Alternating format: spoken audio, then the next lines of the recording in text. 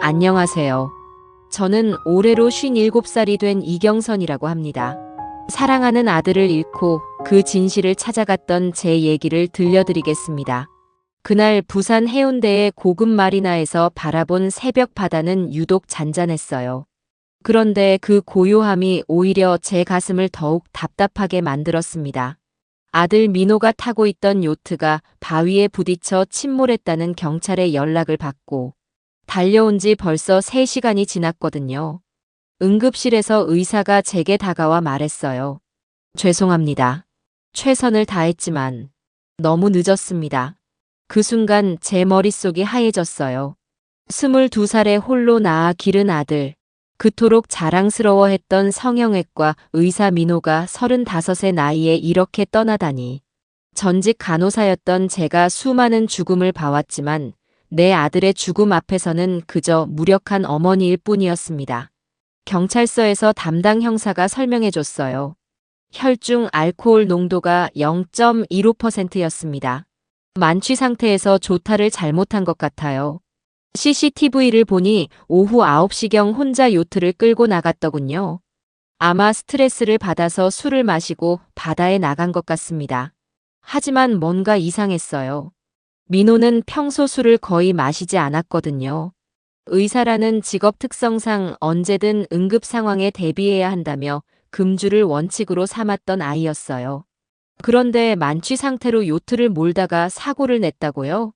며칠 후 장례식장에서 더욱 기묘한 일이 벌어졌습니다.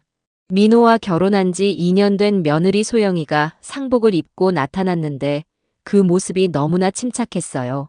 아니, 침착한 정도가 아니라 거의 무표정에 가까웠죠.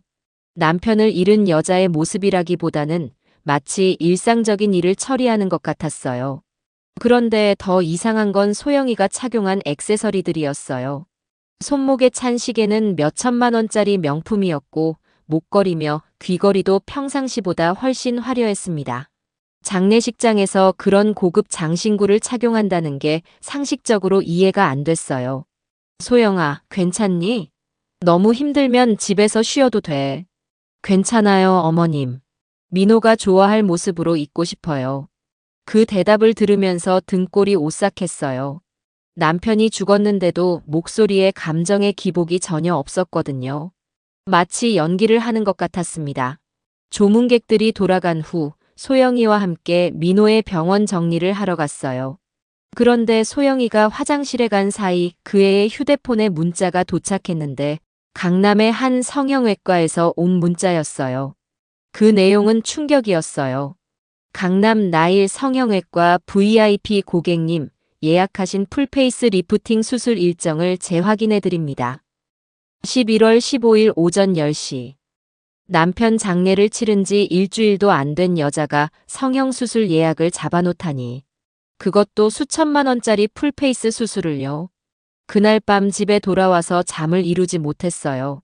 아들의 죽음도 슬프지만 며느리의 수상한 행동들이 자꾸만 머릿속을 맴돌았습니다. 혹시 민호의 죽음에 뭔가 숨겨진 진실이 있는 건 아닐까요? 새벽 3시, 참을 수 없어서 민호의 집으로 갔어요. 소영이는 친정에 가 있다고 했으니까 아무도 없을 테니까요. 열쇠는 화분 밑에 숨겨둔 걸 알고 있었거든요.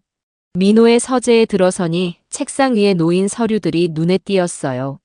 주식거래 내역서였는데 손실 금액이 무려 15억 원이나 됐습니다.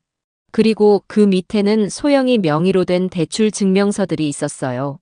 총 빚이 8억 원이 넘었습니다. 아들이 이런 경제적 어려움에 시달리고 있었다니. 그런데 왜 어머니인 저에게는 한마디도 하지 않았을까요? 평소 무엇이든 상의하던 아이였는데. 그때 현관문이 열리는 소리가 들렸어요. 소영이가 돌아온 모양이었습니다. 급하게 서류들을 정리하고 서재를 나왔는데 복도에서 소영이와 마주쳤어요. 어머님, 이 시간에 왜 여기 계세요? 잠이 안 와서 민호 생각도 할 겸 왔어. 너도 잠 못 자니? 네. 집이 너무 조용해서요. 그런데 소영이의 표정을 자세히 보니 뭔가 경계하는 눈빛이었어요. 마치 제가 뭔가 발견하지 않았나 확인하려는 것 같았습니다. 그날 이후로 계속해서 의문이 꼬리를 물었어요. 민호의 죽음, 소영이의 이상한 행동, 그리고 숨겨진 빚더미까지. 뭔가 이 모든 게 연결되어 있다는 직감이 들었습니다. 다음 날 아침 민호의 대학 동기이자 친한 동생인 준석이에게 전화를 걸었어요. 준석아, 혹시 민호가 최근에 무슨 고민 있다고 한 적 없니? 어머님, 사실 형이 요즘 소영이 때문에 많이 힘들어하고 있었어요. 구체적으로 뭔지는 모르겠지만 결혼 생활이 순탄하지 않은 것 같았습니다. 이 모든 조각들이 하나씩 맞춰지기 시작했어요. 민호의 갑작스러운 죽음, 소영이의 냉담한 반응, 숨겨진 경제적 문제들, 그리고 성형수술 예약까지. 이 모든 게 우연일 리는 없었습니다. 저는 진실을 밝혀내기로 마음먹었어요. 아들을 위해서라도 말이에요. 민호 장례를 치른 지 정확히 일주일 후, 저는 강남의 한 대형 성형외과 앞에서 며느리 소영이를 목격했습니다. VIP 전용 입구로 당당하게 걸어 들어가는 그 애의 뒷모습을 보면서 가슴이 철렁했어요. 준석이에게 부탁해서 성형외과에 대해 알아봤는데 그곳은 연예인들도 즐겨 찾는 곳이라더군요. 풀페이스 리프팅 수술비만 5천만 원이 넘는다고 했어요. 남편을 잃고 일주일 만에 그런 거액의 수술을 받다니 도저히 이해할 수 없었습니다. 그날 저녁 소영이가 집으로 돌아올 때까지 기다렸어요. 얼굴에 붕대를 감고 나타난 소영이를 보니 정말 수술을 받았구나 싶었습니다. 소영아, 어디 다녀오니? 얼굴이 왜 그래? 아, 어머님. 치과에서 임플란트 수술 받았어요. 민호가 생전에 치료받으라고 했거든요. 거짓말이었어요. 임플란트 수술로는 그렇게 얼굴 전체를 감쌀 이유가 없었거든요. 게다가 민호는 평소 소영이한테 성형에 대해 부정적이었어요. 의사로서 불필요한 수술은 권하지 않는 성격이었으니까요. 이튿날 민호의 서재를 다시 뒤져봤어요. 이번에는 더 꼼꼼히 살펴봤습니다. 그런데 책장 뒤에 숨겨진 파일을 발견했어요. 내용을 보고 경악했습니다. 소영이에 대한 신상 정보였는데 민호가 직접 조사한 것 같았어요. 소영이의 본명이 김미영이라는 것부터 시작해서 과거 이력들이 자세히 적혀 있었습니다. 가장 충격적인 건 소영이가 재혼이 아니라 사혼이라는 사실이었어요. 첫 번째 남편은 대기업 2세로 26살에 등반 중 추락사했고 두 번째 남편은 의료기기 수입업체를 운영하다가 31살에 음주운전 사고로 사망했다고 적혀 있었습니다. 그리고 각각의 보험금과 유산 규모까지 정확히 기록되어 있었어요. 첫 번째 남편에게서 30억, 두 번째 남편에게서 50억. 도대체 소영이가 어떤 여자기에 이런 거액을 받았을까요? 민호가 메모해 놓은 내용을 더 읽어보니 소름이 돋았어요. 소영의 과거 남편들 모두 보험 가입 후 1년 이내 사망. 우연치고는 너무 의심스러움. 더 조사 필요. 소영이 결혼 전후 행동 패턴 변화 관찰 중. 점점 돈에 대한 집착이 심해지고 있음. 최근 나에게도 고액 보험 가입을 계속 권유. 거부하면 화를 내며 며칠씩 집에 들어오지 않음. 아들이 이미 소영이를 의심하고 있었구나. 그런데 왜 저에게는 말하지 않았을까요? 혹시 확실한 증거가 없어서 망설이고 있었던 걸까요? 이틀 후 준석이를 만나서 민호의 마지막 며칠에 대해 더 자세히 들어봤어요. 준석이 얘기로는 민호가 죽기 사흘 전에 만났을 때 굉장히 심각한 표정이었다고 하더군요. 어머님, 형이 그때 이상한 말을 했어요. 소영이가 무서워졌다고요. 구체적으로 무슨 뜻인지는 몰랐지만 정말 진심으로 두려워하는 것 같았어요. 무서워했다고? 아내를? 네. 그리고 혹시 자기에게 뭔가 생기면 어머님께 꼭 전해달라는 말도 했어요. 소영이를 절대 믿지 말라고요. 그 말을 듣는 순간 전신에 소름이 돋았어요. 민호가 자신의 죽음을 예감하고 있었다는 뜻일까요? 그렇다면 요트 사고는 정말 사고가 아닐 수도 있겠네요. 집에 돌아와서 소영이와 마주쳤을 때 그 애의 눈빛이 전과 달라 보였어요. 예전에는 순종적이고 착한 며느리였는데 이제는 뭔가 계산적이고 차가운 느낌이었습니다. 어머님, 민호 보험금 처리 문제로 보험회사에 다녀왔어요. 생각보다 복잡하네요. 보험금이 얼마나 되니? 15억 정도 될 것 같아요. 오빠가 고액보험을 여러 개 가입해 놨더라고요. 15억이라니. 세 번째 남편이었던 내 아들에게서도 거액을 받으려고 했다니. 그런데 소영이가 말하는 태도가 마치 이미 자기 돈인 것처럼 자연스러웠어요. 슬픔보다는 돈 계산이 먼저인 것 같았습니다. 그날 밤 잠이 오지 않아서 인터넷으로 소영이의 과거 남편들에 대해 검색해 봤어요. 두 사람 다 지역신문에 부고가 실렸더군요. 기사를 읽어보니 정말 의문스러운 점들이 많았어요. 첫 번째 남편은 경험 많은 등반가였는데 초보자도 오르기 쉬운 산에서 추락했고, 두 번째 남편은 평소 술을 거의 마시지 않았는데 혈중 알코올 농도가 높은 상태에서 사고가 났다고 되어 있었어요. 민호도 마찬가지였습니다. 술을 마시지 않는 사람이 만취 상태로 요트를 몰다가 사고를 당했다니. 이 모든 게 너무나 비슷한 패턴이었어요. 다음 날 아침 일찍 소영이가 나가는 걸 보고 따라 나섰어요. 그 애가 간 곳은 부산 시내의 고급 보석상이었습니다. 창문 너머로 보니 비싼 목걸이를 고르고 있더군요. 남편이 죽은 지 겨우 열흘밖에 안 됐는데 고급 보석을 사러 다니다니. 정상적인 과부의 행동이 아니었어요. 이제 확신이 들기 시작했어요. 소영이는 계획적으로 부유한 남자들과 결혼해서 그들을 죽이고 유산을 가로채는 연쇄살인마의 가능성이 높다는 것을요. 그리고 민호가 그 세 번째 희생자였을 거예요. 하지만 의심만으로는 아무것도 할 수 없었어요. 확실한 증거가 필요했습니다. 저는 전문가의 도움이 필요하다고 판단했어요. 민호를 위해서, 그리고 소영이의 다음 희생자를 막기 위해서라도 진실을 밝혀내야 했습니다. 민호 사망 2주일 후, 저는 드디어 용기를 내어 사설 탐정을 찾아갔습니다. 부산 시내 한 빌딩에 있는 작은 사무소였는데 문패에 강민수 종합조사사무소라고 적혀 있었어요. 강민수 탐정은 45살 정도의 중년 남자였는데 첫인상이 믿음직스러웠어요. 경찰 출신이라고 하더군요. 어머니 힘드셨겠어요.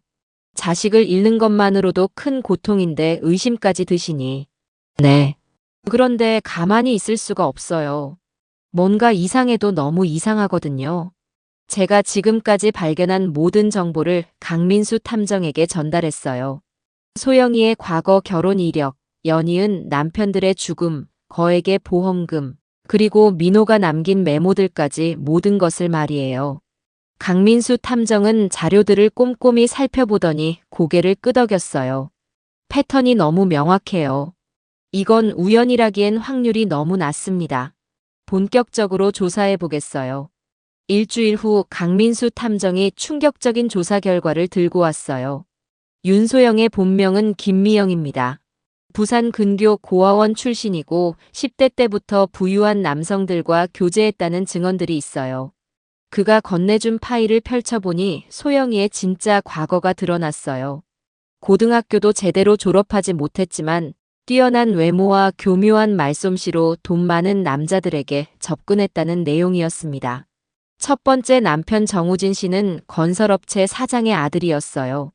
24살의 소영이와 결혼했고 2년 후인 26살의 산악사고로 사망했습니다. 보험금과 유산을 합쳐 30억을 받았죠. 두 번째 남편 이성호 씨는 의료기기 수입업체를 운영했어요. 소영이와 결혼한 지 1년 반 만에 음주운전 사고로 목숨을 잃었고 소영이는 50억의 유산을 상속받았습니다. 그리고 세 번째가 우리 민호였던 거예요. 결혼 2년 만에 요트 사고로 죽었고 소영이는 또다시 15억의 보험금을 받게 된 거죠. 더 충격적인 사실도 있었어요. 강민수 탐정이 확인한 바에 따르면 소영이는 세 번의 결혼 모두에서 남편들에게 고액 보험 가입을 적극적으로 권유했다고 했어요. 정우진 씨의 친구 증언에 따르면 결혼 직후 소영이가 남편한테 보험은 사랑의 표현이라며 계속 가입을 종용했답니다. 민호도 똑같았어요. 결혼하고 나서 소영이가 보험 가입을 강요했다고 준석이가 증언했거든요. 그런데 민호가 거부하자 소영이가 며칠씩 집에 들어오지 않으며 삐쳤다는 거예요. 강민수 탐정이 더 놀라운 정보를 공개했어요. 이 여자는 각각의 남편이 죽기 한 달 전부터 이상한 행동을 보였어요. 갑자기 여행을 가자고 하거나 위험한 취미 활동을 권유했다는 증언들이 있습니다. 정우진 씨의 경우 평소 등반에 관심이 없었는데 소영이가 계속 산행을 권해서 결국 사고를 당했다는 거였어요. 이성호 씨도 술을 거의 마시지 않았는데 사망 당일 소영이가 스트레스 해소를 위해 술자리를 주선했다고 하더군요. 민호 역시 마찬가지였어요. 평소 요트에 관심이 없었는데 죽기 며칠 전부터 소영이가 바다로 드라이브 가자고 계속 졸랐다는 거예요. 이 모든 증거들을 종합해보니 하나의 결론에 도달했어요. 소영이는 계획적으로 남편들을 죽음으로 내몰고 거액의 유산을 차지하는 연쇄살인마였던 거예요. 하지만 여전히 직접적인 증거는 부족했어요. 정황상 의심스럽기는 하지만 법적으로 유죄를 입증하기에는 부족한 상황이었습니다. 그런데 강민수 탐정이 마지막으로 한 가지 더 중요한 정보를 들고 왔어요. 소영이 또 다른 남자를 물색하고 있는 것 같아요. 최근 고급 클럽에서 목격되고 있는데 또 부유한 남성을 노리고 있는 것 같습니다. 그 말을 듣는 순간 머리끝이 쭈뼛 섰어요. 또 다른 무고한 남자가 소영이의 희생양이 될 수도 있다는 뜻이었거든요. 이제 더 이상 시간을 끌 수 없었어요. 소영이를 막아야 했습니다. 하지만 어떻게 해야 할지 막막했어요. 경찰에 신고를 해봤자 추정과 의심만으로는 수사를 시작하기 어려울 테니까요. 강민수 탐정과 상의한 결과 소영이를 직접 압박해서 자백을 받아내거나 아니면 결정적인 증거를 찾아내는 수밖에 없다는 결론에 도달했어요. 어머니, 위험할 수 있습니다. 이미 3명을 죽인 여자예요. 조심하셔야 해요. 알아요. 하지만 민호를 위해서라도 끝까지 가봐야겠어요. 그리고 다른 무고한 사람들을 위해서도요. 그날 밤 집에 돌아와서 소영이와 마주쳤을 때 이제는 그 애가 완전히 다르게 보였어요. 겉으로는 여전히 착하고 순한 며느리였지만 그 뒤에 숨겨진 냉혹한 살인마의 모습이 느껴졌습니다. 어머님, 오늘 하루 어떻게 보내셨어요? 그냥 민호 생각하면서 지냈어. 너는 어디 다녀왔니? 친구들이랑 차 마셨어요. 혼자 있으니까 너무 우울해서요. 거짓말이라는 걸 알고 있었어요. 강민수 탐정의 미행 결과 소영이는 고급 호텔 라운지에서 중년 남성과 만났다고 했거든요. 벌써 다음 타겟을 물색하고 있는 거였어요. 이제 진짜 전쟁이 시작되는구나 싶었습니다. 저와 소영이 사이에 숨겨진 심리전 말이에요. 하지만 저는 포기할 수 없었어요. 민호의 억울한 죽음을 밝혀내고 소영이의 만행을 막아내야 했으니까요. 강민수 탐정과 저는 본격적인 작전을 세우기 시작했어요. 소영이로부터 자백을 받아내거나 결정적 증거를 찾아내려면 치밀한 계획이 필요했거든요. 어머니, 이 여자는 굉장히 교묘해요. 지금까지 3번이나 완벽 범죄를 저질렀을 정도니까요. 함부로 접근했다가는 오히려 위험할 수 있어요. 그럼 어떻게 해야 할까요? 가장 효과적인 방법은 소영이가 먼저 움직이도록 유도하는 거예요. 자신의 범죄가 들통날 위험을 느끼게 만들면 반드시 뭔가 행동을 취할 겁니다. 강민수 탐정이 제안한 작전은 이런 거였어요. 민호의 요트 사고에 대한 새로운 증거가 발견되었다는 거짓 정보를 흘려서 소영이를 압박하는 거였죠. 우선 준석이에게 부탁해서 형의 요트에 블랙박스가 설치되어 있었는데 최근에 발견되었다는 소문을 퍼뜨리기로 했어요. 그리고 블랙박스 영상을 보니 민호 형이 혼자 탄 게 아닌 것 같다는 내용까지 포함시켜서요. 물론 이건 완전한 거짓말이었어요. 민호의 요트에는 블랙박스가 없었거든요. 하지만 소영이는 그걸 모를 테니까 당황할 거라고 예상했습니다. 계획대로 준석이가 지인들 사이에 소문을 퍼뜨렸어요. 그런데 효과는 예상보다 훨씬 빨랐습니다. 이틀 후부터 소영이의 행동에 변화가 나타났거든요. 평소보다 전화를 자주 받았고 통화할 때마다 다른 방으로 가서 문을 닫고 했어요. 그리고 밤늦게 외출하는 일도 많아졌습니다. 강민수 탐정이 소영이를 미행한 결과도 흥미로웠어요. 소영이가 부산항 근처의 허름한 카페에서 정체불명의 남자와 만났다는 거였어요. 그 남자는 어떤 사람이었나요? 자동차 정비소를 운영하는 40대 남자였어요. 범죄 기록도 있더군요. 폭행, 사기 등으로 여러 번 입건된 적이 있어요. 아마 소영이가 위기를 느끼고 뭔가 대책을 세우려는 것 같았어요. 혹시 증거인멸이나 더 나쁜 경우에는 저를 해치려는 계획을 세우고 있을지도 모르겠더군요. 며칠 후 소영이가 저에게 이상한 제안을 해왔어요. 어머님, 요즘 많이 힘들어 보이세요. 괜찮으시면 같이 여행이라도 다녀올까요? 여행이라고? 갑자기 왜? 혼자 계시면 민호 생각만 나서 더 슬플 것 같아서요. 제주도나 강원도 같은 데로 며칠 다녀오시면 기분 전환도 되고. 거절했어요. 뭔가 불길한 예감이 들었거든요. 소영이가 저를 외딴 곳으로 유인하려는 의도일 수도 있었어요. 그런데 소영이가 포기하지 않고 계속 여행을 권했어요.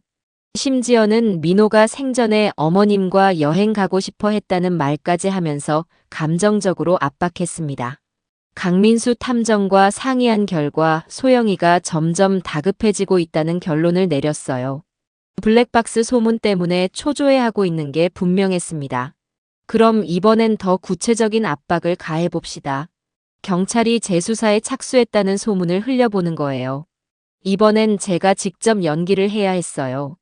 소영이 앞에서 전화를 받는 척하며 경찰서에서 연락이 왔다는 식으로 말하기로 했거든요. 계획대로 소영이가 집에 있을 때 가짜 전화를 받았어요. 여보세요, 경찰서요? 민호 사건을 재수사한다고요? 새로운 증거가 발견되었다고요? 일부러 큰 소리로 말해서 소영이가 다 들을 수 있게 했어요. 그리고 잠시 후에 전화를 끊으며 심각한 표정을 지었습니다. 소영이의 얼굴이 파랗게 질리는 게 눈에 보였어요. 어머님, 무슨 일이에요? 경찰에서 민호 사건을 다시 조사한다고 하네. 요트에서 뭔가 새로운 증거가 나왔다나 봐. 그게 뭔데요? 자세한 건 모르겠어. 내일 경찰서에 나와서 얘기 들어보라고 하더라. 그날 밤 소영이가 밖으로 나가는 소리를 들었어요. 급하게 강민수 탐정에게 연락했더니 소영이가 또 그 정비소 남자와 만났다고 하더군요.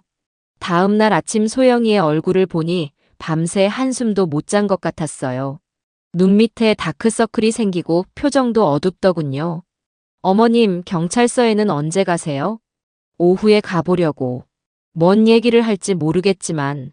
그런데 소영이가 갑자기 눈물을 흘리기 시작했어요. 어머님, 사실 저 민호한테 미안한 일이 있어요. 뭔 소리야? 마지막에 싸웠거든요. 돈 때문에 제가 너무 많이 쓴다고 오빠가 화를 냈어요. 그래서 화가 나서 심한 말을 했는데 연기였어요. 진짜 눈물이 아니라 계산된 눈물이었습니다. 저한테 동정심을 유발해서 경찰 조사를 막으려는 수작이었죠. 그런데 그 연기를 보면서 오히려 확신이 들었어요. 소영이가 이렇게 필사적으로 연기를 한다는 건 정말로 숨기고 있는 게 있다는 증거였거든요. 소영아, 괜찮아. 부부간에 그런 일은 있을 수 있는 거야. 민호도 이해할 거야. 정말요? 어머님이 경찰한테 얘기하실 때도 좋게 말씀해 주실 거죠? 당연하지. 걱정하지 마. 하지만 속으로는 다짐했어요. 이제 진짜 게임이 시작됐구나. 소영이도 본격적으로 저에게 대응책을 내놓기 시작했으니 저도 더욱 조심해야겠다고요. 강민수 탐정과의 다음 만남에서 새로운 계획을 세웠습니다. 이제는 좀 더 직접적인 방법으로 소영이를 압박해야겠다고요. 하지만 동시에 안전에도 더욱 신경을 써야겠다는 생각이 들었어요. 소영이가 점점 더 위험한 존재가 되고 있었거든요. 소영이의 압박이 본격적으로 시작됐어요. 제가 경찰서에서 돌아온 다음 날 소영이가 뜻밖의 제안을 해왔습니다. 어머님, 요즘 너무 스트레스 받으시는 것 같아서 제가 특별한 선물을 준비했어요. 무슨 선물인데? 해운대에 새로 생긴 고급 스파예요. VIP 코스로 예약했어요. 시어머니와 며느리가 함께 힐링하는 시간을 가져보면 어떨까요? 갑작스러운 제안이었어요. 평소 소영이가 이런 식으로 먼저 나서는 일은 거의 없었거든요. 뭔가 의도가 있다는 느낌이 들었습니다. 언제 가자는 거야? 이번 주 토요일 어떠세요? 하루 종일 코스로 예약했어요. 마사지에 피부 관리 그리고 특별한 트리트먼트도 받을 수 있어요. 특별한 트리트먼트라는 말이 신경 쓰였어요. 강민수 탐정에게 상의하니 역시 위험할 수 있다고 경고했습니다. 어머니, 절대 가시면 안 돼요. 스파라는 곳이 밀폐된 공간이고 각종 화학물질들이 있잖아요. 뭔가 사고를 위장하기 딱 좋은 환경이에요. 하지만 저는 달랐어요. 이게 오히려 기회일 수도 있다고 생각했습니다. 만약 소영이가 정말 뭔가 시도한다면 그게 바로 결정적 증거가 될 수 있잖아요. 물론 위험하지만 잘 준비하면 오히려 소영이를 함정에 빠뜨릴 수 있을 것 같아요. 강민수 탐정은 반대했지만 결국 제 의견을 존중해줬어요. 대신 완벽한 안전장치를 마련하기로 했습니다. 우선 제 몸에 초소형 녹음기와 GPS 추적 장치를 붙이기로 했어요. 그리고 강민수 탐정이 스파 근처에서 대기하면서 상황을 모니터링하기로 했습니다. 또한 비상시를 대비해서 특별한 신호도 정했어요. 제가 머리가 아파요라고 말하면 즉시 구조에 나서기로 했습니다. 토요일 아침 소영이가 밝은 표정으로 제 방에 들어왔어요. 어머님, 준비 다 하셨어요? 정말 좋은 하루가 될 것 같아요. 그런데 자세히 보니 소영이의 가방이 평소보다 훨씬 컸어요. 스파에 가는데 그렇게 큰 가방이 필요할까 싶었습니다. 해운대의 고급 스파는 정말 웅장했어요. 리조트 같은 분위기에 각종 시설들이 완벽하게 갖춰져 있었습니다. 하지만 막상 들어가니 오늘 손님이 저희밖에 없다고 하더군요. 어머님, 제가 오늘 하루 전체를 대관했어요. 우리만의 프라이빗한 시간을 보내고 싶어서요. 전체 대관이라니. 얼마나 많은 돈을 썼을까 궁금했지만 동시에 불안감도 커졌어요. 다른 사람들의 눈이 전혀 없는 환경이 되어버린 거잖아요. 먼저 간단한 마사지부터 받았어요. 마사지사가 전문적으로 해줘서 몸이 많이 편해졌습니다. 그런데 소영이가 계속 시간을 체크하면서 뭔가 기다리는 것 같았어요. 어머님, 이제 특별 프로그램 시간이에요. VIP만 받을 수 있는 프리미엄 케어예요. 특별 프로그램이 뭔지 물어봤는데 소영이는 받아보시면 알아요 라며 구체적인 설명을 피했어요. 점점 수상해졌지만 이미 여기까지 온 이상 끝까지 가봐야겠다고 생각했습니다. 별도의 VIP 룸으로 안내되었어요. 작은 침실 같은 공간이었는데 각종 미용 기기들과 화학용품들이 가득했습니다. 어머님, 여기서 특수 보톡스 시술을 받으실 거예요. 주름 제거에 정말 효과가 좋다고 하더라고요.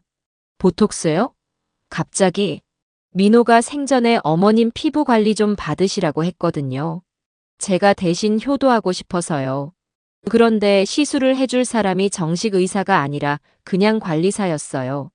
보톡스는 의료진만 할 수 있는 시술인데 이상했습니다. 잠깐, 이분이 의사예요? 네, 물론이죠. 자격증도 있고요. 하지만 뭔가 어색했어요. 말투나 행동이 의사 같지 않았거든요. 그리고 소영이가 그 사람과 눈빛을 주고받는 게 심상치 않았습니다. 준비된 주사기를 보는 순간 직감적으로 위험을 느꼈어요. 액체가 일반 보톡스와는 색깔이 달랐거든요. 투명한 게 아니라 약간 노란빛이 돌았어요. 어머님, 편안하게 누우세요. 금방 끝날 거예요. 소영이가 제 팔을 붙잡으며 침대에 눕히려고 했어요. 그 순간 확신이 들었습니다. 이게 함정이구나. 잠깐만요. 머리가 아파요. 미리 정해둔 암호였어요. 강민수 탐정에게 구조 신호를 보낸 거죠. 그런데 소영이의 얼굴이 순식간에 변했어요. 이제는 가면을 벗어던진 것처럼 냉혹한 표정이 되었습니다. 어머님, 너무 많이 아시면 안 돼요. 뭘 너무 많이 안다는 거야? 민호 일말이에요. 블랙박스니 뭐니 하면서 자꾸 파헤치시니까 이제 그만 쉬셔야 할 때가 된 것 같아요. 드디어 본색을 드러낸 거예요. 소영이가 정말로 저를 해치려고 했던 거였습니다. 그 순간 강민수 탐정이 VIP룸 문을 열고 들어왔어요. 몸집이 큰 남자 둘을 데리고 와서 가짜 의사를 제압했습니다. 경찰도 이미 오고 있어요, 소영씨. 이제 끝났어요. 소영이는 마지막까지 발악했어요. 증거가 뭐가 있는데요? 그리고 의사는 도대체 왜 잡아가요? 강민수 탐정과 같이 온 남자들이 소영이의 팔을 붙잡았어요. 놔줘요. 손 떼요. 소영이가 필사적으로 저항했지만 이미 늦었어요. 강민수 탐정이 가짜 의사를 제압하는 동안 소영이의 가방에서 추가 증거들이 쏟아져 나왔습니다. 어머니, 괜찮으세요? 네, 다행히. 정말 위험할 뻔했어요. 가방 안에는 각종 독성 화학물질들과 주사기들, 그리고 놀랍게도 민호의 핸드폰이 들어 있었어요. 민호가 사망한 후 찾을 수 없었던 그 핸드폰 말이에요. 이게 뭐야, 소영아? 왜 민호 핸드폰이 너의 가방에 들어 있어? 소영이는 더 이상 변명하지 않았어요. 오히려 기묘한 미소를 지었습니다. 이제 들켰네요. 그럼 얘기해 볼까요, 어머님? 그 미소가 너무나 섬뜩했어요. 마치 다른 사람으로 변한 것 같았습니다. 경찰이 도착하기 전까지 약 10분 정도의 시간이 있었는데 그 짧은 시간 동안 소영이가 충격적인 고백을 했어요. 정우진, 이성호, 그리고 민호까지 모두 제가 죽였어요. 그것도 아주 계획적으로요.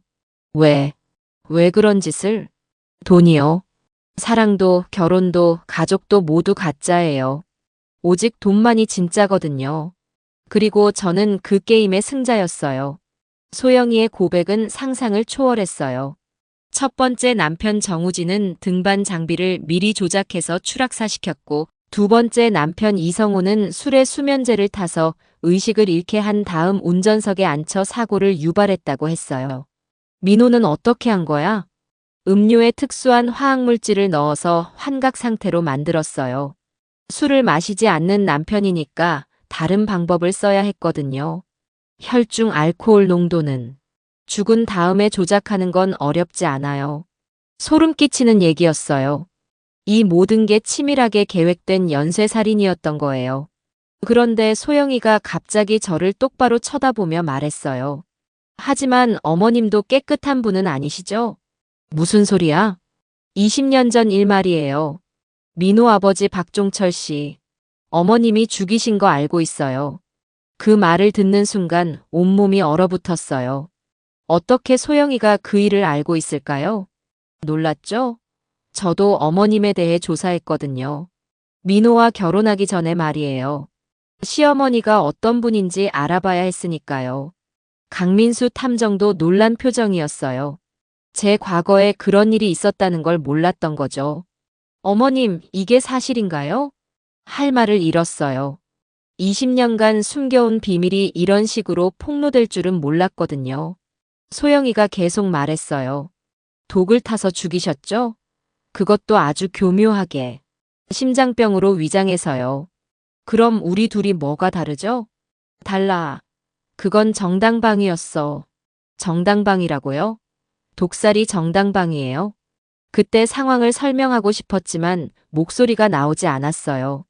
20년 전에 그 끔찍한 기억들이 다시 되살아나고 있었거든요. 남편의 가정폭력, 어린 민호에 대한 학대, 그리고 제가 당한 수많은 고통들. 그 모든 걸 견디다 못해 저지른 일이었는데 소영이는 그걸 자신의 탐욕과 같은 선상에 놓고 있었어요. 우리는 같은 부류예요, 어머님. 차이점이 있다면 저는 더 많이 벌었다는 것뿐이죠. 절대 같지 않아. 나는 살기 위해서, 내 아들을 지키기 위해서 그랬어. 하지만 너는 돈 때문에 무고한 사람들을 죽였잖아. 무고해요? 민호도, 정우진도, 이성호도 모두 제게 잘해줬어요. 사랑한다고 했고 평생 함께하자고 했죠. 그럼 그 약속을 지키는 셈 아니에요?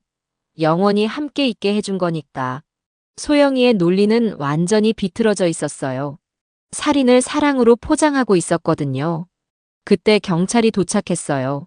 소영이를 수갑 채워 끌고 가면서도 그 애는 저를 보며 소름 끼치는 말을 남겼어요. 어머님, 이제 진짜 게임이 시작이에요.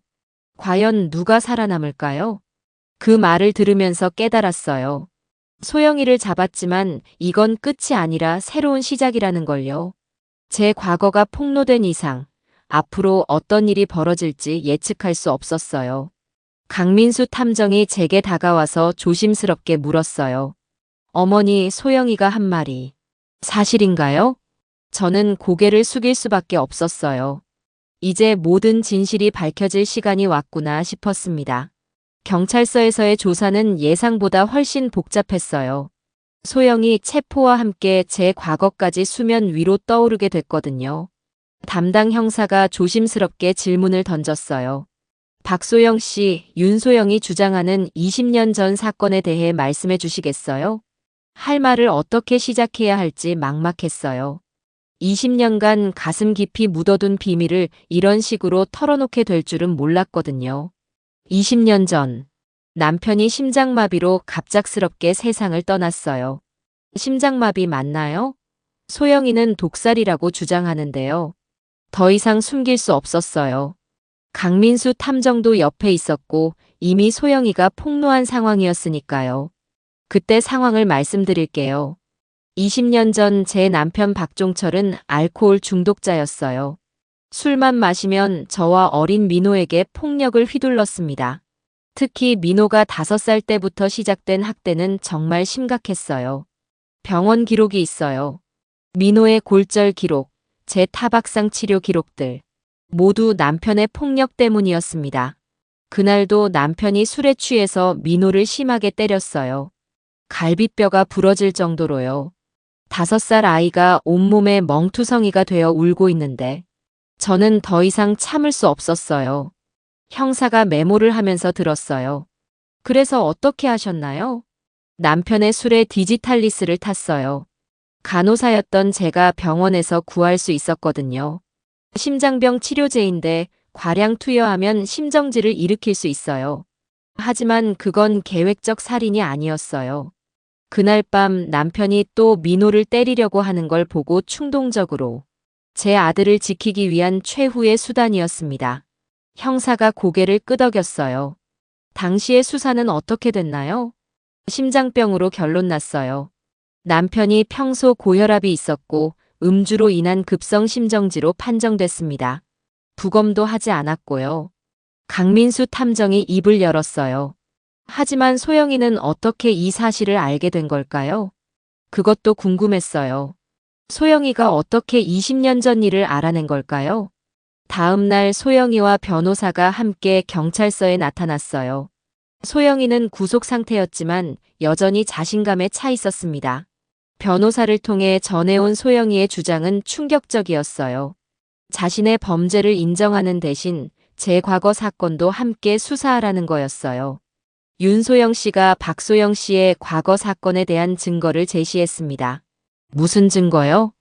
20년 전 병원 기록들, 그리고 박종철 씨의 유품에서 발견된 일기장입니다.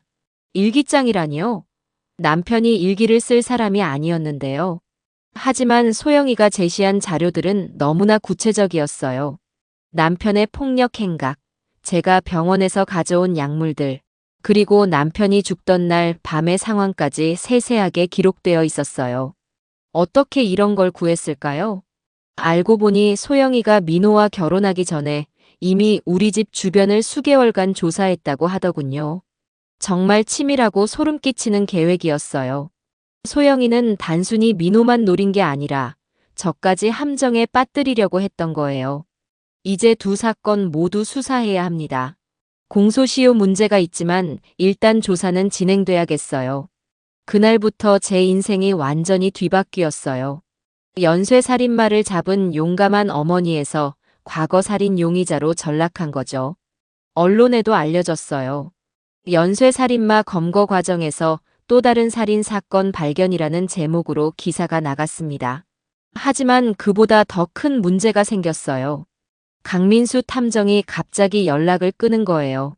며칠 동안 전화도 받지 않고 사무소에도 나타나지 않았어요. 나중에 알고 보니 소영이 측에서 강민수 탐정에게 접촉했다더군요. 제 과거 사건의 증거 조작에 가담했다는 혐의로 그를 협박한 거였어요. 강민수 탐정이 결국 경찰서에 자수했어요. 죄송합니다, 어머니. 소영이가 거액을 제시하며 증언을 바꾸라고 협박했어요. 거부했지만 이미 제가 한 일들이 문제가 되고 있어요. 무슨 일이에요? 스파에서의 증거 수집 과정에서 일부 절차를 어겼어요. 그리고 소영이 측 변호사가 그걸 문제 삼고 있습니다. 설상가상으로 스파에서 녹음된 대화 내용도 법정에서 증거 능력을 인정받지 못할 가능성이 높아졌어요. 불법적인 방법으로 수집했다는 이유 때문이었죠. 이제 정말로 혼자가 된 기분이었어요. 도와주던 사람들마저 하나둘씩 떨어져 나가고 오히려 저만 궁지에 몰리게 된 상황이었거든요. 소영이는 구치소에서도 계속 저를 압박했어요. 변호사를 통해 메시지를 보내왔는데 내용이 정말 소름 끼쳤어요. 이제 누가 진짜 괴물인지 세상이 알게 될 거예요. 어머님도 저와 똑같은 살인자라는 걸 말이에요. 하지만 저는 포기할 수 없었어요. 비록 제가 과거에 실수를 했지만 소영이와는 본질적으로 달랐거든요. 저는 생존을 위해 아들을 지키기 위해 그랬지만 소영이는 순전히 욕심 때문에 무고한 사람들을 죽였어요. 마지막 승부를 걸어야 할 때가 온 것 같았어요. 구속된 소영이가 보석으로 풀려났다는 소식을 들었을 때 정말 세상이 무너지는 것 같았어요. 고액의 변호사를 선임한 소영이 측이 각종 법적 절차를 통해 석방을 이뤄낸 거였죠. 어머님 조심하셔야 해요. 소영이가 나왔어요. 준석이의 전화를 받고 온몸에 소름이 돋았어요. 아직 재판도 시작되지 않았는데 벌써 풀려나다니. 더 충격적인 소식도 있었어요. 강민수 탐정이 소영이 측에 완전히 넘어간 거예요. 증거 조작 혐의로 기소된 상황에서 소영이 측 변호사가 선처를 약속하며 회유한 거였죠. 강민수 탐정이 저에게 연락해 왔어요. 어머니, 정말 죄송해요. 하지만 제가 살아야 가족들도 살 수 있어요. 소영이 측에서 제시한 조건을 거절할 수 없었어요. 무슨 조건이에요? 어머니의 과거 사건에 대해 불리한 증언을 하는 대신 제 혐의는 선처해 주기로 했어요. 그리고 상당한 돈도 받았습니다. 배신감이 밀려왔어요. 그동안 함께 진실을 찾기 위해 노력했던 사람이 돈 때문에 등을 돌린 거였거든요. 하지만 강민수 탐정도 나름의 사정이 있었어요. 사설 탐정 일로는 생계 유지가 어려웠고 아내가 중병을 앓고 있어서 치료비가 절실했다고 하더군요. 어머니, 저도 먹고 살아야 해요. 그리고 소영이는 이미 이길 수 없는 상대예요. 너무 치밀하고 영리해요. 이제 정말 혼자가 됐어요. 도움을 줄 사람은 준석이 정도밖에 남지 않았는데 그마저도 자신의 안전을 위해 점점 거리를 두고 있었어요. 며칠 후 소영이가 직접 집으로 찾아왔어요. 당당하게 현관문을 열고 들어오는 모습을 보니 정말 기가 막혔어요. 어머님, 오랜만이에요. 그동안 잘 지내셨어요? 넌 여기 올 자격이 없어. 당장 나가. 아직은 제 집이기도 해요. 민호 명의로 되어 있지만 법적으로는 배우자인 제가 상속받을 예정이거든요. 소영이의 말이 맞았어요. 민호가 유언장을 남기지 않았기 때문에 법정 상속 순위에 따라 배우자인 소영이가 가져가게 되어 있었어요. 그런데 소영이가 더 충격적인 얘기를 했어요. 어머님의 과거 사건에 대해 새로운 증거가 나왔어요. 디지탈리스를 구입한 기록이 말이에요. 그럴 리 없어. 20년이 지났는데 병원 내부 전산망에 아직 기록이 남아있더군요. 그때는 수작업으로 기록했지만 나중에 전산화 과정에서 모든 데이터가 입력됐어요. 그리고 제가 그 기록을 찾아냈습니다. 소영이가 보여준 자료는 정말 정확했어요. 제가 20년 전에 병원에서 디지탈리스를 가져간 기록이 고스란히 남아 있었어요. 이제 어머님도 살인죄로 기소될 거예요. 공소시효가 지났다고 해도 언론에 알려지면 평생 살인자라는 꼬리표를 달고 살아야 하죠. 무서웠어요. 소영이의 복수가 이렇게까지 치밀할 줄은 몰랐거든요. 그런데 소영이가 뜻밖의 제안을 했어요. 하지만 방법이 있어요. 어머님이 제 편에 서주시면 모든 걸 덮어드릴게요. 무슨 뜻이야? 재판에서 제가 정당방위였다고 증언해주세요. 남편들이 저에게 폭력을 휘둘렀고 어쩔 수 없이 그들을 제거했다고요. 어머님의 경우와 똑같다고 증언하시면 돼요. 말도 안 되는 제안이었어요. 거짓 증언으로 연쇄살인마를 풀어주라는 거였거든요. 절대 그럴 수 없어. 그럼 어머님도 감옥에 가실 각오하세요. 아니면 다른 방법도 있어요. 다른 방법? 민호처럼 사고로 세상을 떠나시는 거예요. 그럼 모든 비밀이 묻히겠죠. 소영이가 저를 죽이겠다고 직접적으로 위협한 거예요. 그것도 아들의 집에서 대낮에 말이에요. 하지만 저도 20년간 이 비밀을 지키며 살아온 사람이었어요. 그리고 제가 저지른 일은 정당방위였다는 확신이 있었습니다. 소영아, 너는 근본적으로 잘못 알고 있어. 나와 너는 전혀 다른 사람이야. 뭐가 달라요? 나는 살기 위해 그랬어. 내 아들을 지키기 위해서였다고. 하지만 너는 탐욕 때문에 무고한 사람들을 죽였잖아. 결과는 똑같아요. 사람을 죽인 거잖아요. 하지만 동기가 다르면 모든 게 달라져. 그리고 나는 그 일로 20년간 고통받으며 살았어. 하지만 너는 즐기고 있잖아. 소영이의 표정이 일그러졌어요. 자신의 범죄를 정당화하려던 논리가 무너지고 있었거든요. 그날 소영이가 떠난 후 저는 마지막 결심을 했어요. 더 이상 도망치지 않기로 한 거예요. 설사 제 과거가 밝혀져도 소영이만큼은 막아내겠다고 다짐했습니다. 일주일 뒤 소영이한테 전화가 왔어요. 어머님 만나서 얘기해요. 부산항 컨테이너 부두로 오세요. 왜 거기서? 조용히 얘기할 수 있는 곳이거든요. 그리고 어머님께 마지막 제안이 있어요. 분명히 함정이라는 걸 알았어요. 하지만 이번에는 준비를 단단히 했습니다. 준석이에게 상황을 알리고 만약 3시간 내에 연락이 없으면 경찰에 신고하라고 했어요. 부산항 컨테이너 부두는 밤이 되면 인적이 드문 곳이에요. 거대한 컨테이너들이 미로처럼 늘어서 있고 곳곳에 사각지대가 많았습니다. 소영이는 이미 와서 기다리고 있었어요. 하지만 혼자가 아니었습니다. 스파에서 봤던 그 가짜 의사, 정확히는 정비소를 운영한다던 그 남자가 함께 있었어요. 어머님 오셨네요. 마지막 제안이 뭔지 들어보자. 간단해요. 저와 함께 해외로 떠나는 거예요. 어머님도 살인자고 저도 살인자니까 서로 비밀을 지켜가며 살면 되잖아요. 말도 안 되는 소리야. 그럼 어머님은 여기서 끝나는 거예요. 민호처럼 말이에요. 소영이의 진짜 계획이 드러났어요. 저를 죽여서 모든 증인을 제거하려는 거였어요. 그럼 소영이의 범죄를 아는 사람은 아무도 남지 않게 되겠죠. 하지만 제가 예상했던 것과 달리 소영이도 절박한 상황이었어요. 검찰에서 추가 수사를 진행하고 있었고 과거 남편들의 죽음에 대한 재수사도 시작됐다고 하더군요. 어머님이 사라지면 모든 게 해결돼요. 저를 의심하는 핵심 증인이 없어지니까요. 그런데 소영이가 갑자기 가방에서 뭔가를 꺼냈어요. 작은 USB였는데 그걸 보는 순간 심장이 뛰었어요. 이게 뭔지 아세요?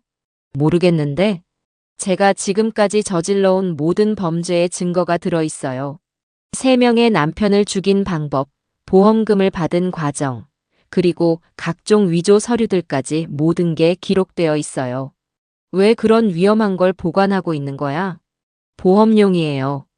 혹시 모를 상황에 대비해서 말이에요. 그런데 이제 필요 없어졌어요. 어머님만 사라지면요. 소영이가 USB를 바닥에 떨어뜨렸어요. 그리고 발로 밟아 부수려고 했습니다. 그 순간 저도 움직였어요. 20년간 간호사와 병원 일을 하며 기른 순발력으로 소영이보다 먼저 USB를 집어들었습니다. 나요. 그거 내 거예요. 소영이와 제가 USB를 두고 몸싸움을 벌였어요. 그런데 소영이보다 제가 더 절실했어요. 이게 소영이를 잡을 수 있는 마지막 기회라는 걸 알았거든요. 그때 소영이와 함께 온 남자가 저에게 달려들었어요. 하지만 준석이가 미리 숨어 있다가 그를 막아섰습니다. 준석이가 어떻게 여기에? 어머님 괜찮으세요? 혹시 모를 상황에 대비해서 몰래 따라왔어요. 소영이가 완전히 패닉 상태에 빠졌어요. 계획이 완전히 틀어진 거였거든요. 이럴 리가. 완벽했는데. 그때 경찰 사이렌 소리가 들렸어요. 준석이가 미리 경찰에 신고해놨던 거예요. 소영이가 마지막 발악을 했어요.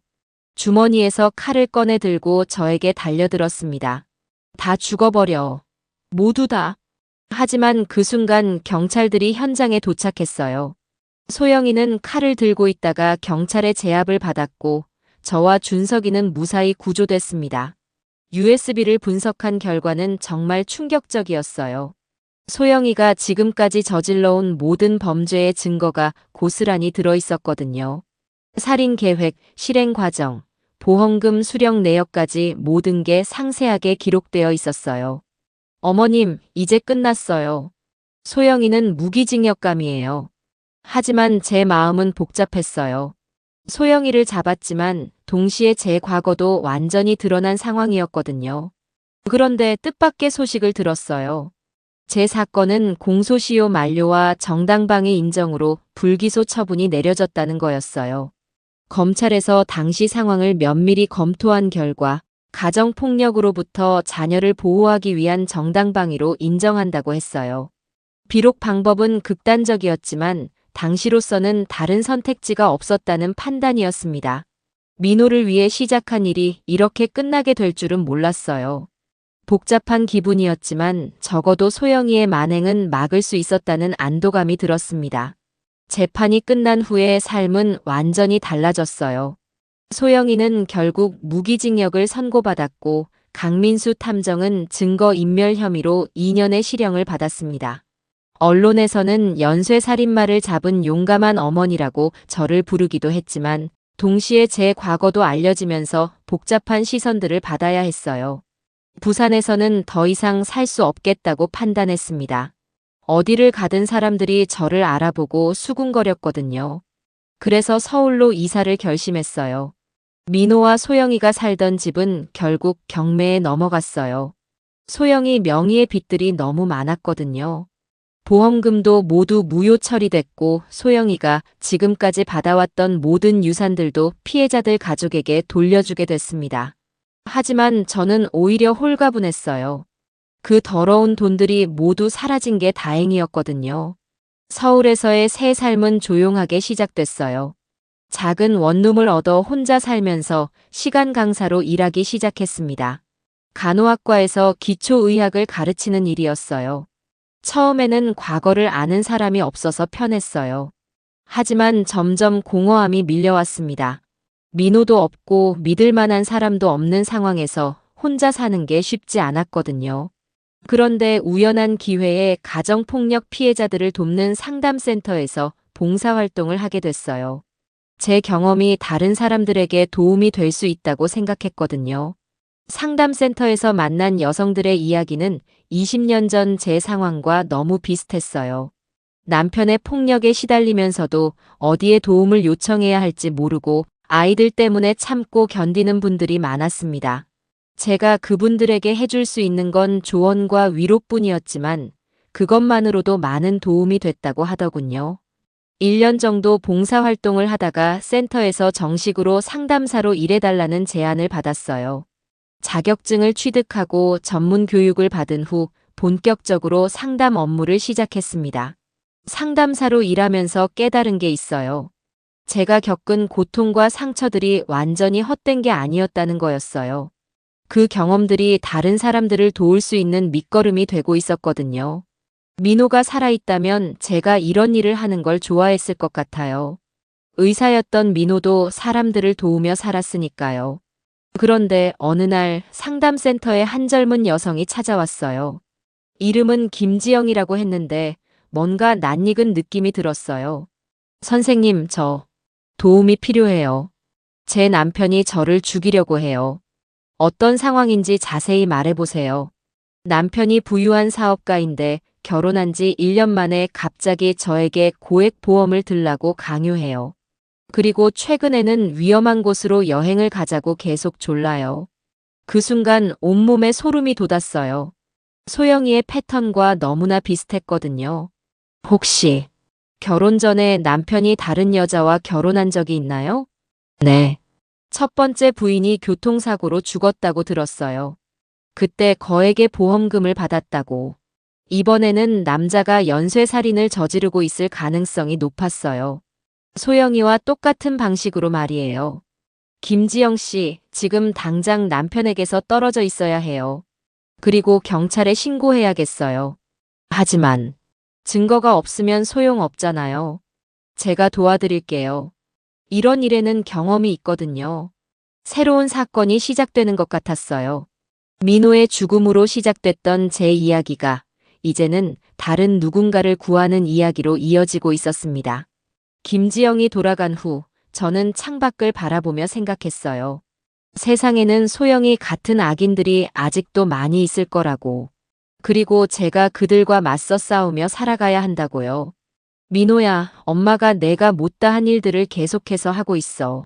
사람들을 구하고 악인들과 맞서고 있단다. 이게 바로 엄마가 찾은 새로운 삶의 의미인 것 같아. 이것으로 사연은 끝났습니다. 결국 두 여자 모두 사람을 죽였습니다. 한 사람은 가정폭력으로부터 자신과 아들을 지키기 위해 절박한 상황에서 극단적 선택을 했습니다. 그 후 20년간 죄책감에 시달리며 살았죠.